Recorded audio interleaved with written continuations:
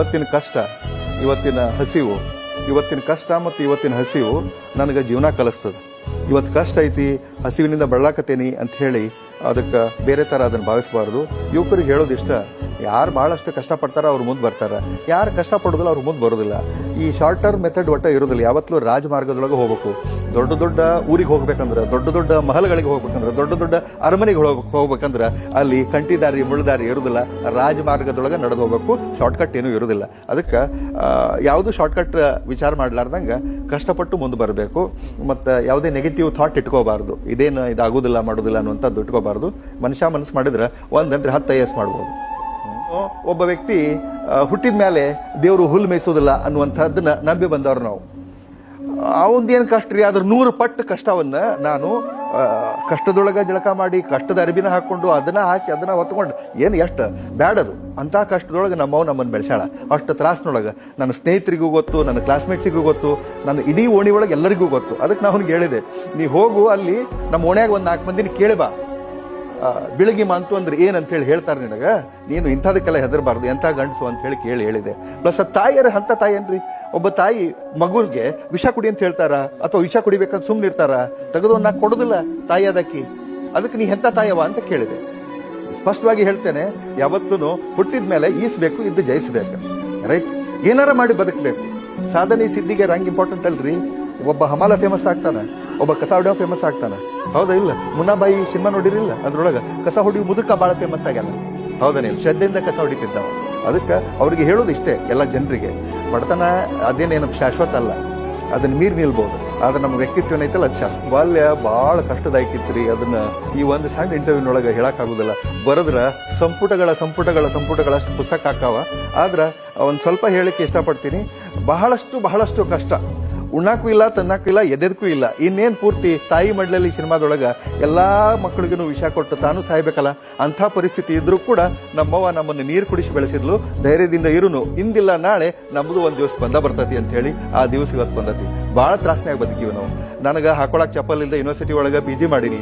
Gold medal ತೊಗೊಳತ್ನಾಗ ಮತ್ತೊಬ್ಬರು boot ಹಾಕೊಂಡು gold medal ತೊಗೊಂಡೇನಿ.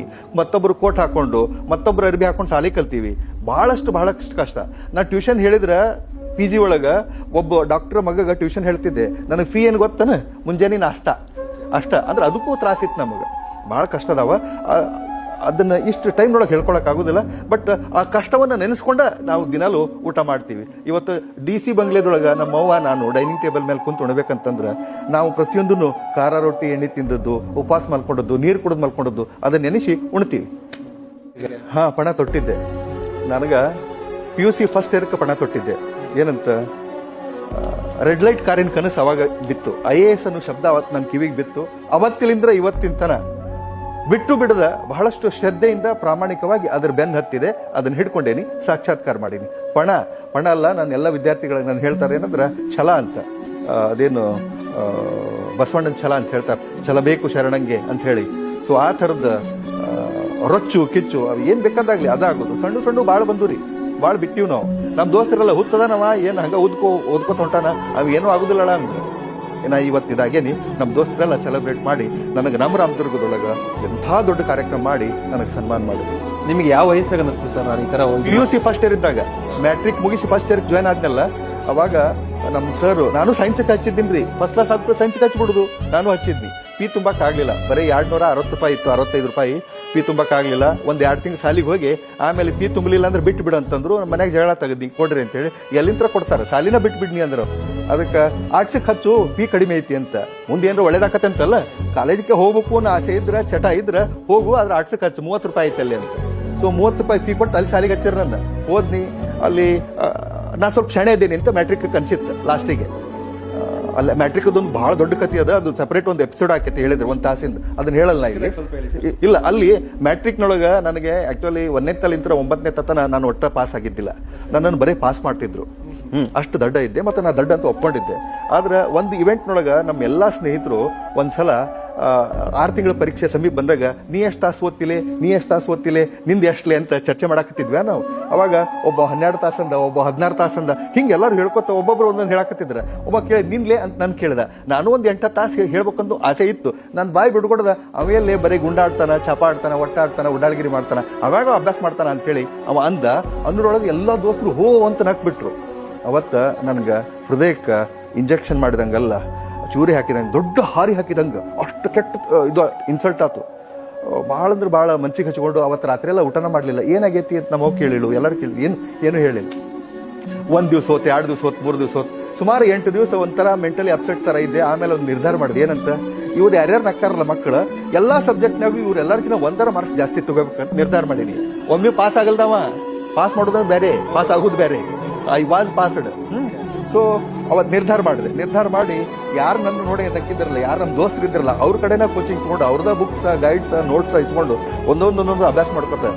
English ಗಣಿತ ಏನೂ ಬರ್ತಿದ್ದಿಲ್ಲ, 100ಕ್ಕೆ 13 ತೊಗೊಂಡು ನಾವು ಗಣಿತನ. ಸೊ ಅದನ್ನೆಲ್ಲ ಕಲ್ಕೊಂಡು SSLC ಒಳಗೆ ನಾನು ನಿಯರ್ಲಿ 70% ಮಾರ್ಕ್ಸ್ ತೊಗೊಂಡೆ.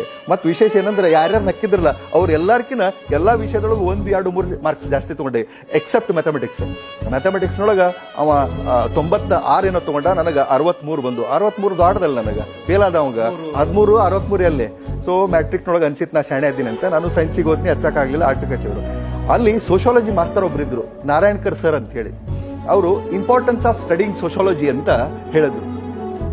ಅದ್ರೊಳಗೆ ಒಂದು ಪಾಯಿಂಟ್ ಏನಂದ್ರೆ, ಈ ಸೋಷಾಲಜಿ ಅಭ್ಯಾಸ ಮಾಡಿದವರು ಮುಂದೆ IAS ಪರೀಕ್ಷೆ ಕುಂದ್ರಬಹುದು ಅಂದರು. IAS ಅಂದ್ರೆ ಏನು?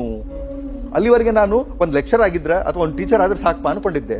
ಈ IAS ಅಂದ್ರೆ ಏನು ಅಂತ ಹೋಗಿ ಕೇಳಿದೆ. IAS ಅಂದ್ರೆ ಹಿಂಗಿರ್ತತಿ, IAS ಆದವರು DC ಆಗ್ತಾರೆ. DC ಅಂದ್ರೆ ಏನು? ಓ ಹಿಂಗೆ. ನಾವು ಒಂದು ಊರು ಬಿಟ್ಟು ಹೊರಗೆ ಹೋದವಲ್ಲ, ನಾನು ರಾಮದುರ್ಗ ಹೊಸಲ ಮೆಟ್ಟಿ ಹೊರಗೆ ಹೋದವಲ್ಲ. ಹೌದಲ್ಲ, ಭಾರಿ ಆಯ್ತು, ಇದು ಆದ್ರೆ ಚಲೋ ಆಕತಿ ಅಂತ ಹೇಳಿ. ಯಾಕಂದ್ರೆ ಭಾಳಷ್ಟು ಕಿತ್ತುತ್ತಿನೋ ಬಡತನ, ಬಹಳಷ್ಟು ಅವಹೇಳನ, ನಮ್ಮ ಬಡತನಕ್ಕೆ ನಾವು ಮಾಡಿಸ್ಕೊಂಡು ಅವಮಾನ ಮತ್ತೊಂದು ಇಷ್ಟ ಐತಲ್ಲ, ಅದು ಜಗತ್ತಿನೊಳಗೆ ದಯವಿಟ್ಟು ಯಾರಿಗೂ ಆಗಬಾರ್ದು. ಆ ಭಗವಂತನೊಳಗೆ ಪ್ರಾರ್ಥನೆ ಮಾಡ್ಕೋತೀವಿ ನಾವು. ನಮ್ಮ ಅಣ್ಣತಮ್ಮರು, ಸಮಾಜದವರು, ಅವರು ಇವರು ಬಂಧುಗಳು ಭಾಳ ಇನ್ಸಲ್ಟ್ ಮಾಡ್ಯಾರ. ನಮ್ಮ ಬಡತನನ ಅವಹೇಳನ ಭಾಳಷ್ಟು ಮಾಡ್ಯಾರ. ಈಗ ಎಲ್ಲರೂ ಹೇಳ್ತಾರೆ, ನಮ್ಮ ಕಾಕಾವ, ನಮ್ಮ ಇವಾವ ಅಂತ ಭಾಳಷ್ಟು ಮಂದಿ ಎಲ್ಲ ಹೇಳ್ತಾರೆ. ಅವಾಗ ಯಾರೂ ಇದ್ದಿಲ್ಲರಿ, ಭಾಳಷ್ಟು ಇನ್ಸಲ್ಟ್ ಮಾಡಿಸ್ಕೊಂಡೀವಿ, ಉಪವಾಸ ಮಲ್ಕೊಂಡು ಹಂಗೆ ಇದ್ವಿ. ಅದಕ್ಕೆ ಈ ಎಲ್ಲ ಬಡತನಕ್ಕೆ ಬರೋಬ್ಬರಿ ಗೂಟ ಹೊಡೆಯುವಂಗೆ ಒಂದು ಯಾವ್ದಾರು ಉತ್ತರ ಕೊಡ್ಬೇಕಂದ್ರೆ ಇದಾಗಬೇಕು. ಇದಕ್ಕಿಂತ ಬೇರೆ ಯಾವಾರ ಆದ್ರೆ ಉತ್ತರ ಆಗೋದಿಲ್ಲ. ಆದ್ರೆ ಇದಾಗಬೇಕು ಅಂತ ಹೇಳಿ ಬೆನ್ನು ಹತ್ತಿ ಅಲ್ಲಿಂತ್ರ ಕನಸ್ಕೊಂಡೆ. PUC ಫಸ್ಟ್ ಇಯರ್ ಆಯ್ತು, ಸೆಕೆಂಡ್ ಇಯರ್ಗೆ ಫಸ್ಟ್ ಬಂದ ಕೂಡಲೇ ಡಿಗ್ರಿ ಕಾಲೇಜಿಗೆ ಬಂದ್ವಿ. ಡಿಗ್ರಿ ಕಾಲೇಜ್ನೊಳಗೆ ಅಲ್ಲಿ ಕಾಂಪಿಟೇಷನ್ ಮಾಡಿ, ಡಿಗ್ರಿ ಕಾಲೇಜಿನ ನಮ್ಮ ದೋಸ್ತರು ಭಾಳ ಶಾಣ್ಯಾರಿದ್ರು, ಅವ್ರ ಜೊತೆ ಕಾಂಪೀಟ್ ಮಾಡಿ ಅಲ್ಲಿ ಒಂದು ಸ್ವಲ್ಪ ಏನೇನೋ ಮಾಡಿಕೊಂಡು ಒಂದು ಹಂತಕ್ಕೆ ಬಂದ್ವಿ. ಆಮೇಲೆ PGಗೆ ಹೋದ್ವಿ. PG ಒಳಗೂ KCD ಹುಡುಗರು, ಕರ್ನಾಟಕ ಕಾಲೇಜ್ ಧಾರವಾಡದವರು ಭಾಳ ತಮ್ಮನ್ನ ತಾವು ಭಾಳ ಶಾಣ್ಯಾರ ಅಂತ ಹೇಳಿ ಯೂಸ್ವಲಿ ತಿಳ್ಕೊಂಡಿರ್ತಾರೆ ಅವರು. ಆದ್ರೆ ಅಲ್ಲಿ ಜೆಂಡ ಹಾರಿಸೋರೆಲ್ಲ ಹಳ್ಳಿ ಹುಡುಗರ. ಸೊ ಅವ್ರ ಜೊತೆನೂ ಕಾಂಪೀಟ್ ಮಾಡಿದ್ವಿ. BAದೊಳಗೂ ಗೋಲ್ಡ್ ಮೆಡಲ್ ತೊಗೊಂಡೆ, MAದೊಳಗೂ ಗೋಲ್ಡ್ ಮೆಡಲ್ ತೊಗೊಂಡೆ, ರ್ಯಾಂಕ್ ಬಂದ್ವಿ. ಅದಾದಮೇಲೆ ಒಂದು ಕಡೆಗೆ ಲೆಕ್ಚರ್ ಅಂತ ಶುರು ಮಾಡಿದ್ವಿ. ನನ್ನ ಜರ್ನಿ ಭಾಳಷ್ಟು ವಂಡರ್ಫುಲ್ ಜರ್ನಿ, ಅದನ್ನು ಕಂಟಿನ್ಯೂಸ್ ಆಗಿ. ಬಟ್ ಈ ಜರ್ನಿ ಒಳಗೆ ಆ ರೆಡ್ ಲೈಟ್ ಕಾರಿನ ಕನಸು ಒಟ್ಟ ಮರ್ತಿದ್ದಿಲ್ಲ. I tried to come at least 1 inch near that red light car every year. ಪ್ರತಿ ವರ್ಷ ಇಷ್ಟಿಷ್ಟರ ಸಮೀಪ ಬರ್ಕೋತ ಈ ಹಂತಕ್ಕೆ ಬಂದೀನಿ. ಇನ್ನೂ 15 ವರ್ಷ ಸರ್ವಿಸ್ ಐತಿ. ಆ ಸರ್ವಿಸ್ನೊಳಗೆ ಜನರಿಗೆ ಮತ್ತು ಸಮಾಜಕ್ಕೆ, ಬಂಧು ಬಳಗಕ್ಕೆ, ಯಾರ್ಯಾರಿಗೆ ಏನೇನು ಒಳ್ಳೇದು ಮಾಡಬೇಕಲ್ಲ ಅಷ್ಟೂ ಮಾಡಿ ಹೋಗ್ಬೇಕು ಅಂತ ಖುಷಿ ಅನ್ನಿಸ್ತತಿ ಈಗಿನ ಪೊಸಿಷನ್.